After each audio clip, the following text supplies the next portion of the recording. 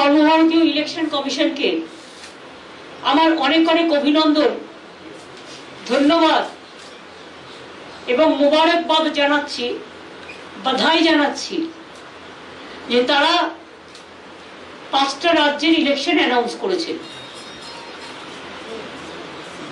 Election কমিশনকে মান্যতা দিয়ে তারা যেভাবে অ্যানাউন্স করেছেন আমরা সেভাবেই করব। কিন্তু কোথাও কোথাও একটা কোশ্চেন এসে যাচ্ছে। বিহারে 240টা সিট, 3টে ফেজে ইলেকশন হয়েছে। আসামে 3টে ফেজে ইলেকশন হচ্ছে। তামিলনাড়ুতে সম্ভবত 240-এর মতো সিট, 34, তাতে সেখানে ওয়ান ডে ইলেকশন। কেরালায় সিপিএম গভর্নমেন্ট আছে, ওয়ান ডে ইলেকশন। বাংলায় 294টা সিট, 8টা ফেজে ইলেকশন। কেন? কাকে সুবিধে করে দেওয়ার জন্য? একটু তো রেশনাল থাকবে election commission. We want election commission who have a highest regards. Now, like election commission, the important body, if they don't give justice to the state and the people, then where the people will go? Now, whatever I came to know from BJP party sources, whatever BJP have decided, as per BJP requisition, even I am really sorry to say that they cannot trust even West Bengal, the district also. I am really sorry. My question would be to Election Commission.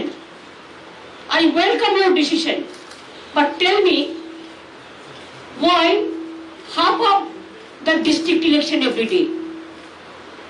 Why don't you do it? There must be some continuous the election, so that from post mobilization to election machinery everything you can do it together. কিন্তু আপনারা কি করেছেন? 2nd March, যেটা second issue of notification 2nd March, 27শে March election করছেন কোথায়? পুরুলিয়া। বাঁকুড়াটাকে ভাগ করেছে, করে বাঁকুড়ার একটা পার্ট, ঝাড়গ্রাম পশ্চিম মিদনাপুরের আবার পার্ট 1, পূর্ব মেদিনীপুরের আবার পার্ট 1, এ আবার বিয়ে পার্ট 1 পার্ট 2 শেখাচ্ছে। একটা ডিস্ট্রিক্টকে ভাগ করে তাকে আবার পার্ট 1 পার্ট 2 করছে। দক্ষিণ 24 পরগনা জেলায় যেহেতু আমাদের জোর বেশি, সেখানে 3 দিনে ইলেকশন করছে, মানে একটা জেলা 3 বারে। বুঝুন অবস্থা। 5th মার্চে ইলেকশন হচ্ছে, নোটিফিকেশন যেটা হচ্ছে 1 এপ্রিল, বাঁকুড়া পার্ট 2, পশ্চিম মিদনাপুর পার্ট 2, পূর্ব Medinipur part 2, south 24 Pargana part 1। এগুলো কি নরেন্দ্র মোদী আর অমিত শাহর কথাই হয়েছে? যে তারা ইলেকশনটা করতে যাতে কোন কোন কনস্টিটিউয়েন্সিতে যাবে। আসামের ইলেকশনটা একবারে করে নিয়ে 27শে মার্চের মধ্যে, এপ্রিলে 6-এর মধ্যে তামিলনাড়ু ইলেকশন করে নিয়ে একদিনে, কেরালার ইলেকশন একদিনে করে নিয়ে, এখানে 23 দিনের ফুটবল গ্রাউন্ড, 23 দিনের খেলা খেলবেন? আমাদের যায় আসে না। এই খেলাতেও আমরা বলছি আপনাদের হেরে ভূত করে দেব। খেলা হবে 8টা ফেজে, হারিয়ে ভূত করে দেবো। তার কারণ আমরা গ্রাসরুটের লোক। আপনি জেলাকে ভাঙছেন, বিজেপি আপনারা জেলাকে ভাঙছেন, আপনারা মা বোনদের ভাঙছেন, অসম্মান করছেন, আপনারা ভাই বোনদের ভাঙছেন, আপনারা হিন্দু মুসলিম ভাঙছেন, আপনারা বাঙালি বাঙালি ভাবছেন, আপনারা বাঙালি রাজবংশ ভাবছেন, আপনারা বাঙালি মুসলিম উর্দু মুসলিম ভাবছেন, আপনারা টোটাল দেশটাকে ভাঙছেন। কিন্তু মনে রেখে দেবেন, বাংলার নিজের ঘরের মেয়ে মমতা ব্যানার্জি, আমি একটা কথা আপনাদের বলি, বাংলাটাকে কিন্তু আমি খুব ভালো চিনি। আমি গত 40 বছর ধরে আমার ছাত্র রাজনীতি থেকে আমি কিন্তু বাংলার বর্ডার টু বর্ডার চিনি, জেলা টু জেলা চিনি, অ্যাসেম্বলি টু অ্যাসেম্বলি চিনি। কাজে আপনারা যা করবেন আপনাদের সব চক্রান্ত আমরা ভেঙে দেবো। আপনাদের এর উত্তর বাংলাকে অসম্মান করার। আমি মনে করি বাংলার মানুষ দেবে।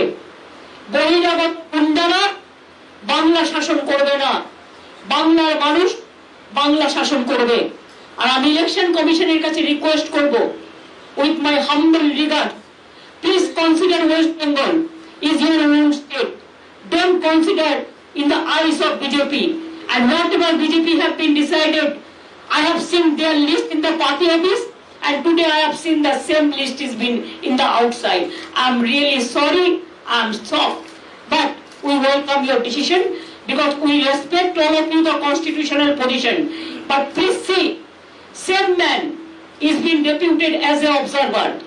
Earlier 2019, Mr. Vivek Dubey or somebody was the observer, and what he has done here, we know all the drama, we know all the games.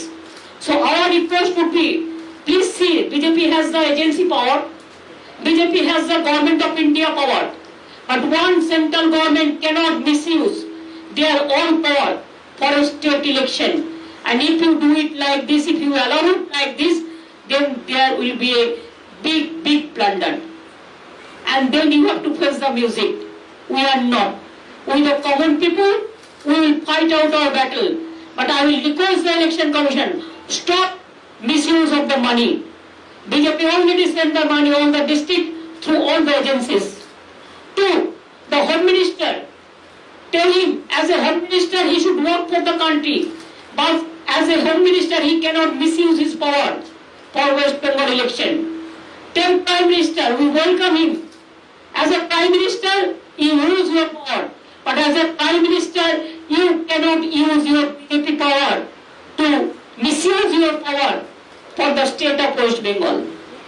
And if all the state government do, BJP, all the party, তারা যদি সবাই মিলে মনে করে বাংলাকে আমরা ধ্বংস করব, বাংলাকে আমরা নিগৃহীত করব, বাংলাকে আমরা শোষণ করব, বাংলাকে আমরা বঞ্চনা করব, তাহলে জেনে রাখে দিন, আপনার যত নেতা আছে নিয়ে আসুন।